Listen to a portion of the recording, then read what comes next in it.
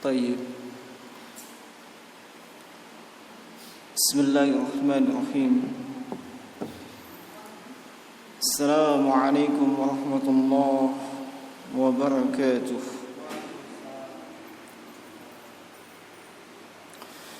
إن الحمد لله نحمده ونستعينه ونستغفره ونعوذ بالله من شرور أنفسنا ومن سيئات أعمالنا من يهده الله فلا مضل له ومن يضلله فلا هادي له أشهد أن لا إله إلا الله وحده لا شريك له وأشهد أن محمدا عبده ورسوله ولا نبي بعده صلى الله عليه وعلى آله وأصحابه ومن اهتدى ومن تمسك بسنة وطريقته وسلم تسليما كثيرا أما بعد. Hadirin wal hadirat, bapak-bapak dan ibu-ibu yang saya muliakan dan saya hormati, alhamdulillah kita bersyukur kepada Allah Subhanahu wa taala atas segala limpahan karunia dan nikmat-Nya sehingga kita dapat melaksanakan segala aktivitas dalam keseharian kita sesuai dengan apa-apa yang telah Allah takdirkan dan tentukan untuk kita masing-masing. Kita dapat menjalankan kewajiban kita sebagai hamba, yaitu beribadah, mendekatkan diri kepada Allah Subhanahu wa taala. Salam dan salawat kepada baginda Rasulullah Muhammad sallallahu alaihi wa ala alihi wasallam. Uswatun hasanah, teladan bagi setiap muslim dan muslimah, mukmin dan mukminah yang Allah Subhanahu wa taala telah menjadikan akhlak beliau sebagai akhlak yang azim, akhlak yang sangat agung. Allah Subhanahu wa taala berfirman, "Wa innaka la'ala khuluqin azim." Sungguh engkau wahai Muhammad itu berada di atas akhlak yang sangat agung. Naam. Jazakallahu khair. Dan akhlak beliau sallallahu alaihi wa alihi wasallam itu mencakup akhlak kepada Allah Subhanahu wa taala, akhlak kepada mereka yang dianggap sebagai orang tua, dan juga akhlak kepada sesama beliau, bahkan terhadap yang di bawah beliau. Beliau tetap memperlihatkan adab dan akhlak yang tidak ada satupun dari kalangan manusia yang mampu menyamainya. Nah, dan kembali kita kepada pelajaran Adabul Mufrad yang ditulis oleh Imam Abu Abdillah Muhammad ibn Ismail ibn Ibrahim al-Bukhari rahimahullah ta'ala, yang mana di kesempatan sebelumnya, yang lalu tidak ada ya. Iya, kita mohon maaf sebab qadarullah wa ma syaa fa'ala. Di pertemuan yang lalu kita tidak sempat mengisi disebabkan ada pertemuan yang sifatnya mendadak dan insidentil di kota Makassar, dan ada kewajiban untuk menghadirinya. Nah, kita melanjutkan pembahasan kita dalam Al-Adabul Mufrad, dan kalau saya tidak salah ingat kita sudah sampai di bab jazaa'ul walidain di hadis yang ke-12. Betul ya? Nah, di hadis yang ke-12. Baik. Di hadis yang ke-12 ini Amirul Mukminin fil hadis Imam Al-Bukhari rahimahullah mengatakan haddatsana Abdullah bin Salih, telah menceritakan kepadaku Abdullah bin Salih. Qala, beliau berkata, haddatsani Al-Laits, telah menceritakan kepadaku Al-Laits. Qala haddatsani Khalid ibn Yazid, telah menceritakan kepadaku Khalid bin Yazid an Sa'id ibn Abi Hilal, dari Sa'id bin Abi Hilal, an Abi Hazim, dari Abu Hazim, an Abi Murrah maula Aqil, dari Abi Murrah yang merupakan mantan budak dari Aqil, anna Aba Hurairah kana yastakhlifuhu Marwan. Beliau mengatakan bahwa Abu Hurairah radhiyallahu anhu, seorang sahabat yang mulia yang paling banyak meriwayatkan hadis, na'am, beliau yastakhlifuhu Marwan, diberikan amanah untuk menggantikan posisi Marwan bin Hakam. Marwan bin Hakam khalifah ketika itu. Anggaplah dia presiden, pemimpin kaum mukminin. Nah, Abu Hurairah mendapat mandat amanah untuk menggantikan sementara khalifah. Nah, khalifahnya adalah Khalifah Marwan. Wa kana yakunu bizil Hulaifah, dan na'am, beliau saat itu berada di Zulhulaifah. Na'am. Fakanat ummuhu fi baitin wa huwa fi akhir. Dan adalah ibu dari Abu Hurairah itu berada di sebuah rumah, sementara Abu Hurairah di tempat yang lain. Qala, beliau berkata, fa idza arada an yakhruja waqafa ala babiha faqala assalamu alayki ya ummatah. Setiap kali beliau hendak keluar meninggalkan rumah ibunya, beliau berdiri di depan pintu rumah ibunya dan berkata, assalamu alayki ya ummatah, keselamatan atasmu wahai ibu. Naam, wa rahmatullahi wa barakatuh, demikian pula rahmat Allah dan keberkahannya. Fataqulu wa alaikassalam ya bunayya wa rahmatullahi wa barakatuh. Maka ibunya menjawab, wa alaikassalam wa rahmatullahi wa barakatuh. Nah, fayaqul, maka Abu Hurairah mengatakan, rahimakillah rabbaitani saghiran, semoga Allah melimpahkan rahmat untukmu wahai ibu, sebagaimana engkau telah memelihara dan mendidik aku semasa aku kecil. Fatakul, maka ibunya kemudian mengatakan, rahimakallah kama balartani kabiran, semoga Allah melimpahkan rahmat untukmu sebagaimana engkau telah berbakti kepadaku tatkala aku sudah tua. Nah, thumma idza arada an yadkhula sana'a mithlah, lalu tatkala beliau atau setiap kali beliau hendak keluar selalu melakukan yang seperti itu. Nah, hadis ini jemaah sekalian, naam, disebutkan oleh Imam Bukhari dalam Adabul Mufrad, dari seorang yang bernama Abdullah ibn Salih Juhaniyun maulahum katib Laits ibn Sa'ad.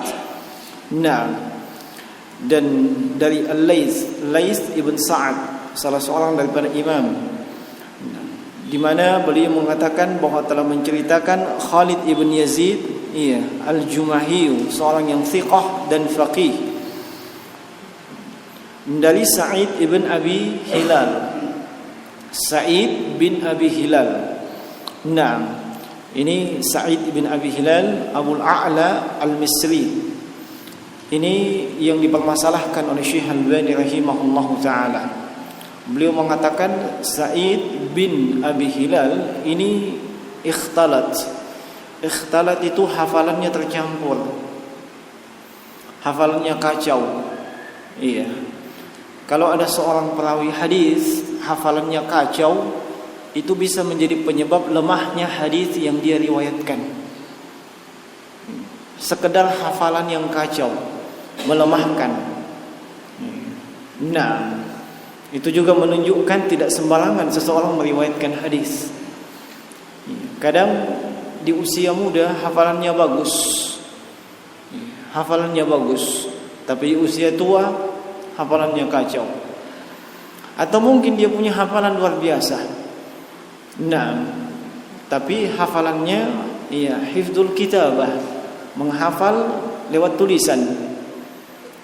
Dan di usia tertentu,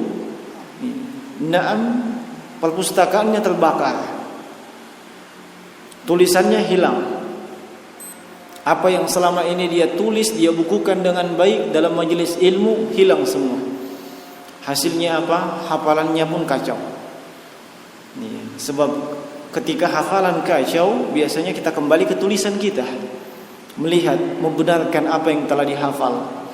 Nah, Sa'id ibn Abi Hilal atau Abul A'la Al-Misri rahimahullah, beliau dikatakan oleh Syekh Al-Albani ikhtalat. Padahal jumhur ulama ahlul hadis itu mensiqahkan beliau. Dan mereka tidak menyebut bahwasanya Sa'id bin Abi Hilal atau Abul A'la Al-Misri ini sebagai seorang yang ikhtalat. Nah, olehnya Syekh Muhammad Sa'id Ruslan hafizahullah taala dalam syarah beliau terhadap Adabul Mufrad, beliau mengatakan hadits ini adalah hadits yang hasan. Haditsnya adalah hadits yang hasan. Dan Syekh Abdul Razzaq bin Abdul Muhsin Al-Abbad Al-Badr hafizahullah taala juga dalam syarah Adabul Mufrad, beliau menyebutkan hadits ini hasan dengan penguatnya. Penguatnya terdapat dalam hadis yang ke-14. Itu yang menguatkan hadis tersebut. Sekedar untuk menambah wawasan, siapa tahu ada yang berminat berkecimpung dalam ilmu hadis. Kadang sebuah hadis dilihat dari sanadnya lemah. Ada salah satu yang lemah dari perawinya. Nah, hadis ini tetap dalam keadaan lemah kalau tidak ada yang menguatkan. Tapi kalau ada yang menguatkan dari jalur periwayatan yang lain yang berbeda, dan yang menguatkan itu tidak lebih lemah daripada yang mau dikuatkan, maka itu bisa menaikkan derajat hadis tersebut yang tadinya dhaif, lemah, menjadi hasan. Tapi hasannya namanya hasan li ghairihi, bukan hasan li dzatihi. Nah, itu sekedar tambahan saja. Siapa tahu ada yang nanti mau berkecimpung di bidang ilmu hadis. Baik.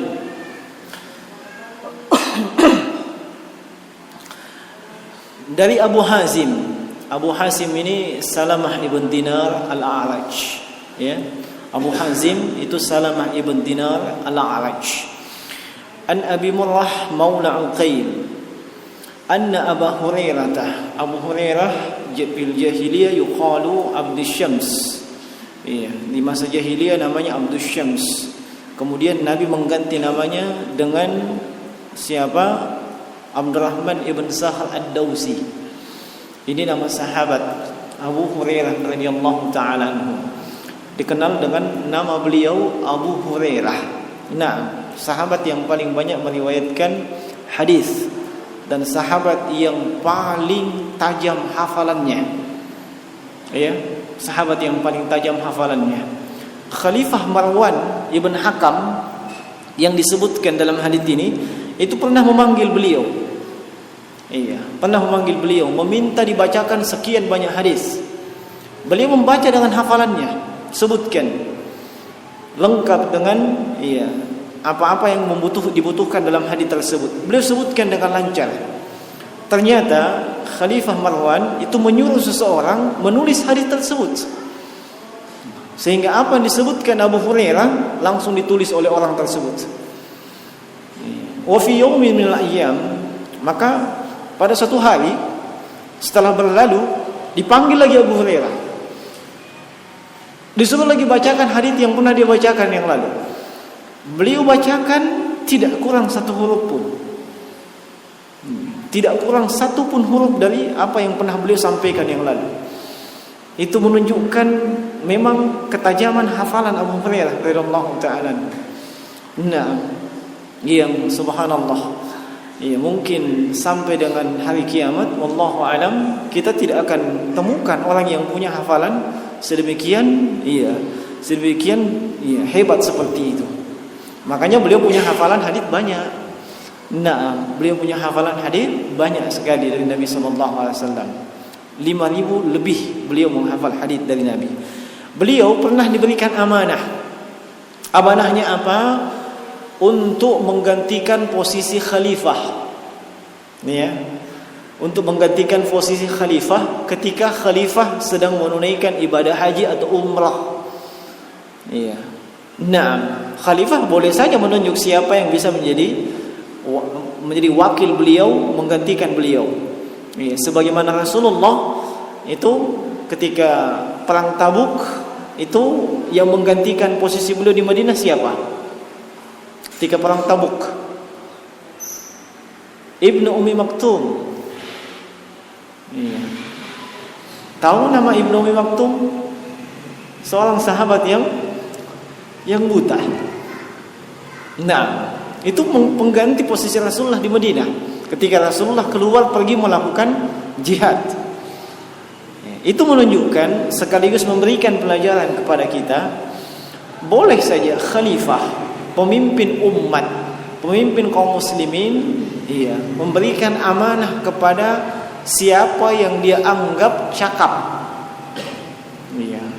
siapa yang dianggap bisa untuk menggantikan posisi sebagai khalifah sementara. Nah, dan tentunya tugas-tugas khalifah dikerjakan oleh penggantinya tersebut. Nah, baik. Wa kana yakunu bi Dzul Hulaifah. Dan ketika itu Abu Hurairah beliau itu berada di Dzul Hulaifah. Mana di Dzul Hulaifah? Dzul Hulaifah ini salah satu dari 5 miqat. Siapa yang sudah pernah menunaikan ibadah haji atau umrah? Ada 5 miqat. Kalau ini namanya miqat, ada miqat zamani, ada miqat yang terkait dengan waktu, ada miqat terkait dengan tempat. Kalau miqat terkait dengan tempat itu ada 4 dalam hadis Nabi sallallahu alaihi wasallam. Sekarang sudah jadi 5 kalau tidak salah. Salah satunya Dzul Hulaifah. Dzul Hulaifah itu sekitar 6 mil dari kota Madinah. Dan itu adalah miqat, tempat masuk siapapun yang hendak menunaikan umrah ataupun haji, dan disitulah dia memulai berihram. Disitulah dia memulai berihram. Itu miqatnya penduduk kota Madinah, dan siapapun yang mau melewati miqat tersebut. Meskipun dari Indonesia misalnya, kalau miqatnya Indonesia, Yaman, Malaysia, Singapura, itu Yalamlam. Tapi kalau tidak mau lewat Yalamlam, bisa langsung ke Madinah, tapi mesti lewat Dzul Hulaifah. Sekarang namanya bukan lagi Dzul Hulaifah. Namanya Bi'r Ali. Namanya Bi'r Ali. Nah, itu dulu Dzul Hulaifah. Dan memang di hadis disebutkan Dzul Hulaifah. Nah, sekarang namanya Bi'r Ali. Jadi siapapun yang hendak menunaikan ibadah haji dan umrah, kemudian kapan dia mulai berihram, termasuk memakai pakaian ihram dan memulai talbiyah, di situ ketika masuk di Dzul Hulaifah. Iya, bukan sebelumnya dan bukan setelahnya. Nah, itu tolong diperhatikan ya. Iya, jangan asal-asalan seseorang menunaikan ibadah umrah dan ibadah haji. Yang penting tiba di Makkah. Iya, tidak seperti itu. Diperhatikan dengan baik. Itulah sisi penting yang kadang dilupakan oleh seseorang kaum muslimin. Semangat dalam melakukan ibadah, punya duit yang banyak, tapi tidak dilandasi dengan ilmu. Hasilnya apa? Kadang pulang kecewa. Ternyata kemarin salah. Ternyata kemarin begini. Mau dia apa? Iya. Nah, makanya ketika ada majelis-majelis ilmu, jangan kita remehkan. Nah, jangan kita remehkan sebab seperti disebutkan Syekh Shalih Al-Fauzan hafizahullah, bisa jadi ada sebuah faedah atau pelajaran yang disebutkan yang pelajaran tersebut bisa membawa kita ke surga. Disebabkan apa yang disebutkan di situ kita amalkan. Nah, itu manfaat daripada majalisul ilmi. Nah, selain daripada manfaat dan keutamaan yang lainnya. Nah, fakanat ummuhu fi baitin wa huwa fi akhar. Ibunya beliau Abu Hurairah itu di rumah dan beliau berada di tempat yang lain. Qala, beliau berkata, fa idza arada an yakhruja waqafa ala babiha. Setiap kali beliau hendak keluar meninggalkan rumah ibu beliau, beliau berdiri dulu di pintu. Beliau berdiri di pintu dan mengatakan, Assalamu alayki ya ummatahu wa rahmatullahi wa barakatuh. Perhatikan bagaimana takzim penghormatan beliau kepada ibunya. Mau keluar rumah, Assalamu alayki ya ummatahu wa rahmatullahi wa barakatuh. Beliau memberi salam dengan salam yang lengkap. Kepada siapa? Kepada ibu beliau. Iya. Sekarang kita tanya sama diri kita yang masih punya ibu. Kalau mau keluar rumah gimana? Iya. Masya Allah. Nah, kadang masih ada kebiasaan orang tua kita dulu-dulu setiap mau keluar rumah cium tangan. Itu masih mendingan. Daripada anak muda zaman sekarang keluar rumah, keluar dulu. Masya Allah. Mak, keluar dulu. Mak, keluar dulu. Nah, iya. Subhanallah. Lihat Abu Hurairah radhiyallahu taala. Subhanallah. Kalau saya ceritakan nanti bagaimana pengorbanan Abu Hurairah terhadap ibunya yang dahulunya musyrik sekian lama, mungkin tidak akan bisa kita mencapai beliau. Iya, tidak akan bisa kita mencapai beliau. Nah, setiap beliau mau keluar, Assalamu alayki ya ummatahu wa rahmatullahi wa barakatuh. Lengkap salam beliau. Salam. Nah, kepada ibu beliau. Dan ini setiap kali fa idza arada ay yakhruja, setiap beliau mau keluar. Bisa dibayangkan keluar pergi kerja. Keluar jalan-jalan. Setiap kita mau keluar, Assalamualaikum warahmatullahi wabarakatuh. Ini adab yang dituntunkan dalam agama kita. Sehingga kitalah yang paling layak dan paling pantas melakukan yang seperti itu. Sekaligus mencontohkan kepada adik-adik kita atau tetangga kita yang melihat, salam sama ibu. Kalau perlu minta doanya. Nah, kalau perlu minta doanya. Nah, fatakul wa alayka Assalamu alayki. Naam, fataqulu wa alayka assalam ya bunayya wa rahmatullahi wa barakatuh. Lihat dijawab juga dengan lengkap. Wa alayka assalam wa rahmatullahi wa barakatuh.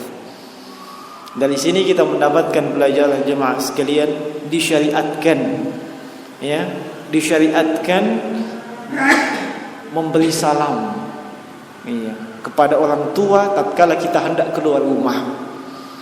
Disyariatkan. Meskipun kita berpikir, orang tua lagi sibuk, dia tuh lagi sibuk, lagi apa? Itu bukan alasan. Itu bukan alasan kita tidak memberikan salam. Nah, itu bukan alasan. Tetap kita memberikan salam. Nah, dan beliau subhanallah setiap kali beliau berdiri di pintu, nah, menunjukkan setiap kali beliau hendak keluar. Dan ini juga menunjukkan boleh kita memberikan salam dengan lafaz tunggal. Assalamu alayki. Biasanya apa? Assalamu alaikum. Kum, kalau yang belajar bahasa Arab, kum itu maksudnya antum, kalian semua. Iya. Kalau dua, assalamu alaikuma. Iya. Kalau assalamu alaika, satu orang laki-laki. Assalamu alaiki, satu orang untuk perempuan. Boleh. Assalamu alaiki ya ummi. Jangan dibalik-balik. Iya. Kadang orang kebalik-balik, kenapa? Ya memang tidak belajar bahasa Arab, ya. Nah, ibunya assalamu alaika ya ummi. Bapaknya assalamu alaiki ya ummi. Tak boleh itu. Tak boleh. Nah, kalau tidak tahu itunya langsung saja assalamualaikum. Nabi aman. Nah, ini kepada ibu, ya. Subhanallah. Boleh. Dan ketentuan dalam masalah salam, ya, memberikan salam, ya. Di dalam Al-Quran disebutkan fa idza huyyaitum bi tahiyatin, ya, faruddu bi ahsani minha au rudduha. Ya.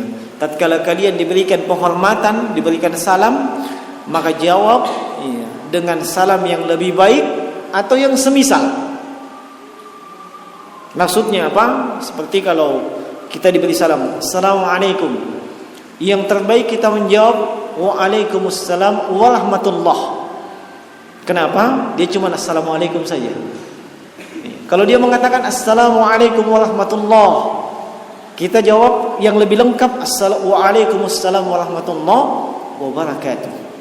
Nah, minimal semisal dia mengatakan assalamualaikum waalaikumsalam, itu kan semisal.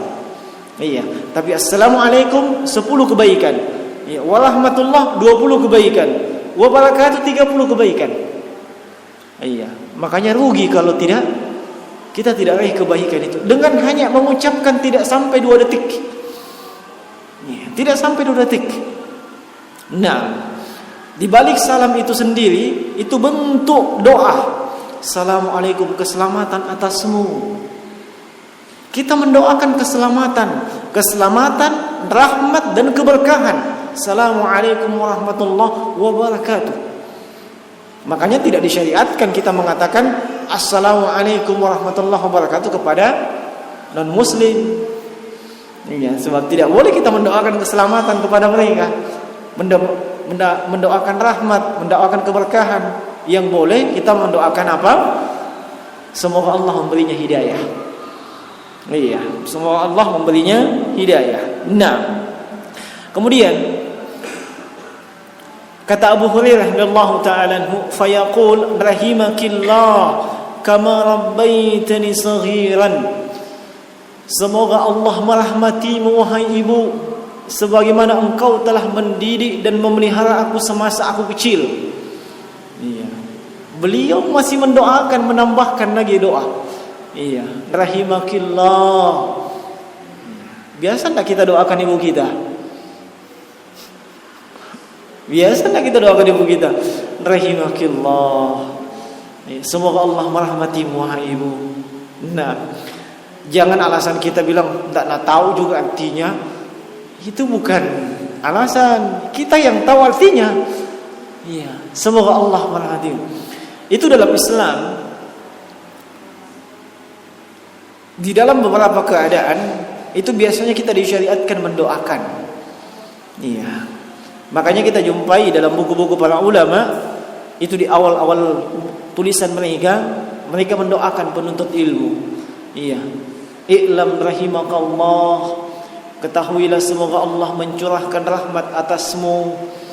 Nah, kalau kita ingin mendoakan seseorang yang terjatuh ke dalam kesalahan, nah, dan kesalahan tersebut adalah kesalahan terkait dengan masalah agama, kita bisa doakan hadakallah, semoga Allah berimu hidayah, atau hadani Allah wa iyyakum, semoga Allah berikan hidayah kepadaku dan kepadamu. atau kita ingin mendoakan anak, istri, suami yang mungkin salah. Iya, salah. Mungkin istri banting piring, ya. Istri banting piring. Kenapa? Suami lambat pulang. Iya. Naam. Dan suami tidak kasih kabar, ya. Biasanya kalau pengantin lama tidak begitu dipermasalahkan, ya. Itu kalau pengantin baru itu hati-hati juga. Hati-hati sebab kalau piringnya tidak melayang ke bawah, melayang ke atas. Nah, iya. Apa yang kita mesti lakukan terhadap demikian? Kita doakan, aslahakillah, semoga Allah memperbaikimu. Iya. Jangan langsung didoakan, semoga Allah menggantimu. Iya. Nah, jangan. Iya, sebab segala sesuatu masih bisa diperbaiki. Iya. Jangan langsung memberikan keputusan di saat emosional. Iya. Nah, iya, kita yang sudah lama sudah menikah itu sedikit banyak sudah tahulah bagaimana kehidupan berumah tangga. Iya. Yang jelas doakan, termasuk anak-anak. Anak-anak jangan diomeli, jangan disumpah-sumpahi, dibilangi baga, dibilangi garambang, dibilangi jangan. Iya. Itu yang kita di sini di Palopo ini, saya sering mendengar anak-anak, subhanallah, bapaknya lah baga masya Allah. Nah, kau yang bikin. Iya. Nah, bagaimana caranya? Seharusnya doakan, iya, aslahakallah, iya bunayya, semoga Allah memperbaikimu, nak. Iya. Toh dia demikian, mungkin hasil didikan kita. Iya. Hasil didikan kita. Hasilnya si anak karena sering dibilangi baga, itu yang membekas di kepalanya. Setiap orang salah Nabi lagi semua baga. Bahkan meskipun tidak salah Nabi lagi juga baga. Kenapa? Memang di rumah selalu itu ucapan la baga, la ini. Iya. Kenapa bukan doa? Aslahakallah ya bunayya. Iya. Semoga Allah memperbaikimu wahai anakku. Semoga Allah memperbaikimu wahai suamiku, wahai istriku.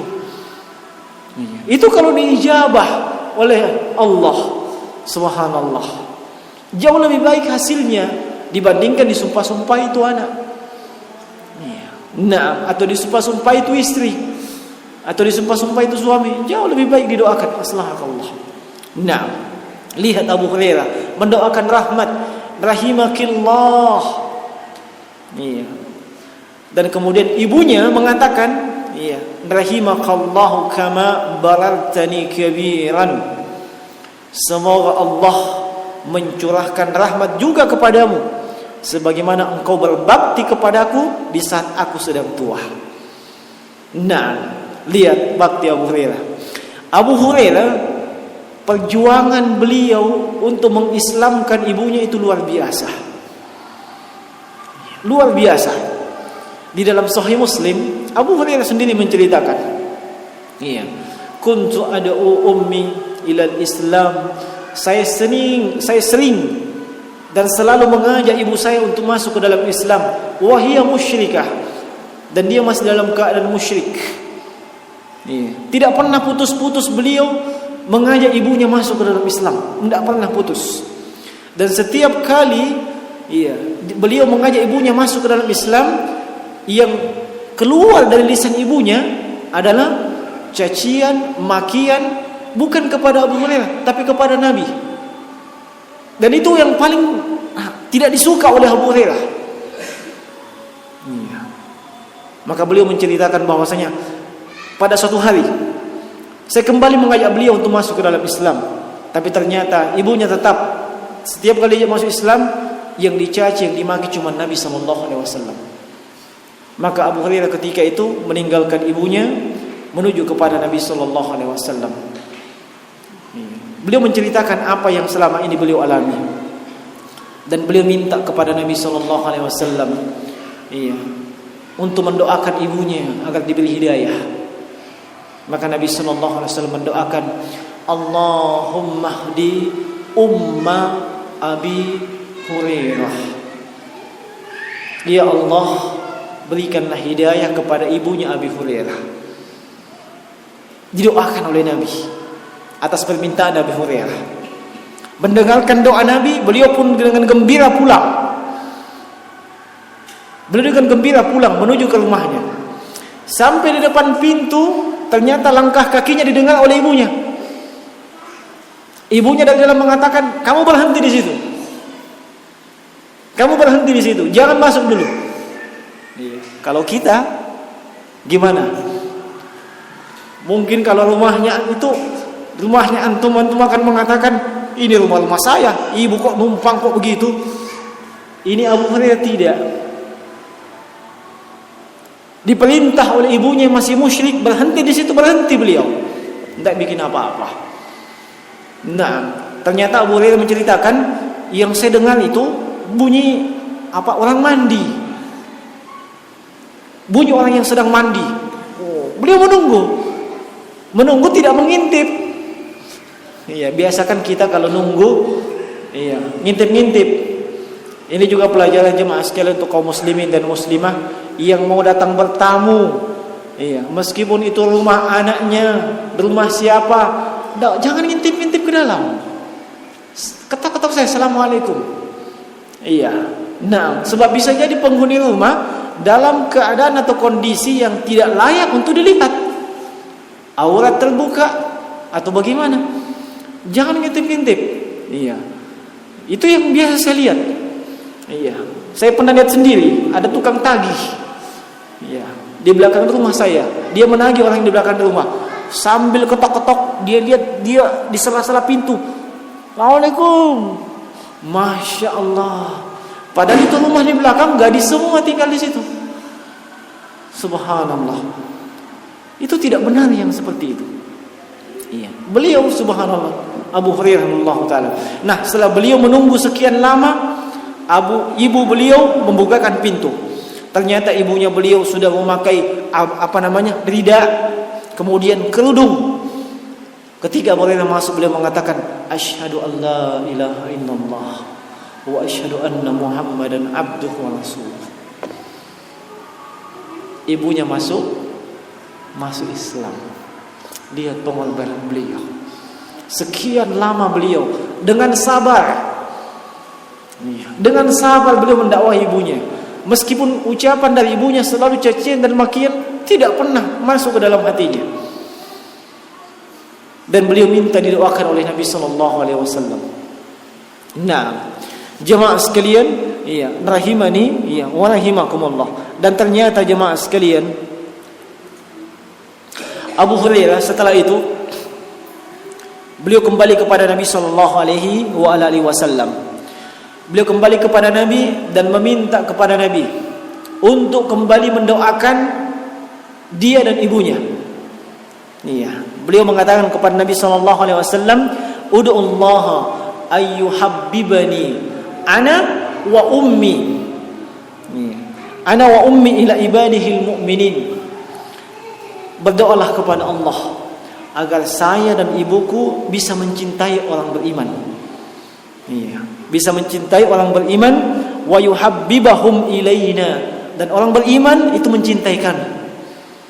Maka Nabi sallallahu alaihi wasallam mendoakan, "Allahumma habbib ubaiduka." Ya Allah, jadikanlah hambamu yang kecil, ubaiduka. Maksudnya Abu Hurairah wa ummuhu, yaitu Abu Hurairah dan ibunya, ila ibadakal mu'minin. Jadikanlah Abu Hurairah dan ibunya itu mencintai kaum mukminin. Naam. Ya, wa habbib ilaihim al-mu'minin, dan kaum mukminin cinta kepada mereka. Ini kembali doa Nabi sallallahu alaihi wasallam. Hasilnya apa jemaah sekalian? Tidak seorang pun yang bertemu dengan beliau Abu Hurairah kecuali selalu tersenyum kepada Abu Hurairah radhiyallahu taala. Nah, makanya beliau sebenarnya dilihat dari sisi jasa-jasa beliau termasuk menjadi sebab keislaman ibunya. Makanya beliau memperlihatkan bakti yang luar biasa. Meskipun baktinya hanya sekedar memberi salam. Tapi setiap kali beliau keluar masuk pasti beri salam. Yang sebahagian dari kaum muslimin mungkin akan merasa bosan. Iya, masuk setiap kali masuk rumah, keluar rumah, assalamualaikum, assalamualaikum. Nah memang demikian. Jangankan keluar rumah masuk rumah, setiap kali bertemu sebenarnya kita, iya, itu beri salam, assalamualaikum. Pas kita keluar, ketemu lagi, assalamualaikum. Memang demikian. Iya, demikian tuntunannya. Iya. Toh tetap kita mendapatkan pahala dari itu semua. Iya. Nah, baik. Dan pelajaran yang lain yang bisa kita petik dari hadis tersebut, sebagaimana disebutkan Syekh Muhammad Sa'id Ruslan hafizahullah taala, adalah ihtimamus sahabat ridwanullahu anhum ajma'in bi ta'zimi ummahatihim wa du'a ilahunna. Perhatian para sahabat secara khusus dalam riwayat ini adalah Abu Hurairah. Perhatian mereka dengan mengagungkan ibu-ibu mereka dan mendoakan kebaikan untuk ibu-ibu mereka. Nah, mendoakan kebaikan untuk ibu-ibu kita. Ini yang juga mesti digarisbawahi ya. Terkait yang saya sampaikan tadi. Mungkin ibu kita pernah melakukan kekeliruan. Mungkin ibu kita pernah salah kepada kita dan kita anggap itu kesalahan, kekeliruan. Menurut kita yang cerdas, yang sudah kuliah, kan begitu. Ibu yang cuma tamatan SD, ibu itu salah, ini salah, itu salah itu. Iya. Menurut kita, yang kita tanya tadi, sekolahkan sama siapa? Sama ibu. Jangan pernah ada ungkapan, ucapan yang bisa menyakiti hati keduanya. Yang benar kita mendoakan. Iya. Kalaupun keliru doakan, aslahakillah ya ummi. Semoga Allah memperbaikimu wahai ibuku. Kalau tidak, doakan dengan rahmat. Doakan mendapatkan rahmat. Rahimakillah ya ummi. Semoga Allah merahmatimu wahai ibuku. Nah, jangan ada ungkapan yang lain selain daripada itu. Apalagi ungkapan yang bisa menyakiti hati mereka. Nah, hadis ini juga menunjukkan hirsu ala tarbiyatil auladi fis sighar wa anna dzalika ya'udu bin nafa' wal birri wal ihsan wal khair lil walidaini fil kibar. Hadis ini, riwayat ini juga mengandung pelajaran sungguh-sungguh atau kesungguhan orang tua mendidik anak-anak di masa dia kecil. Orang tua mesti sungguh-sungguh mendidik anaknya di masa kecil. Nah, sebab di usia tuanya nanti ia akan memetik buah dari hasil didikannya. Nah, di masa tua nanti dia akan memetik hasil dari didikannya. Kalau semasa kecil dia mendidik anaknya dengan baik, ya, insya Allah di masa tuanya anak-anaknya akan merawat dia dengan baik pula. Nah, ini sebagaimana Abu Hurairah radhiyallahu taala anhu mengatakan, rahimakillah kama rabbaitani saghiran. Dan dijawab oleh ibunya, rahimakallah kama barartani kabiran. Ibunya mengatakan, semoga Allah melimpahkan rahmat kepadamu. Sebab engkau telah berbakti kepadaku kabiran ketika aku sudah tua. Nah, ma'asyiral muslimin rahimani wa rahimakumullah. Kemudian yang terakhir, subut al-istikhlaf fi halatil ghiyabil khalifah wa ma ashbaha dzalik. Dalam hadis ini ada penetapan bahwasanya khalifah itu boleh menunjuk siapa yang bisa menggantikan dia. Nah, dan yang semisalnya, bukan cuman khalifah. Bukan cuman khalifah. Sebab Syekh mengatakan wa ma ashbah dzalik, dan yang semisal dengan itu. Khalifah pemimpin. Nah, pemimpin boleh menyuruh atau mengamanahkan kepada siapa yang bisa menjadi pemimpin selama dia tidak ada. Nah, di dalam kehidupan rumah tangga yang menjadi pemimpin itu siapa? Suami, bapak. Kalau suami atau bapak tidak ada di rumah, dia bisa mengamanahkan. Iya, mengamanahkan kepada siapa untuk jadi pemimpin? Kepada anak laki-lakinya. Kepada anak laki-lakinya. Nah, kepada anak laki-lakinya. Kamu yang gantikan posisi bapak, ya. Nah, otomatis dia menjadi kepala rumah tangga sementara, selama bapak tidak ada. Iya, selama bapak di luar. Iya, dia kalau mengatakan yang ini tidak boleh masuk rumah, tidak boleh.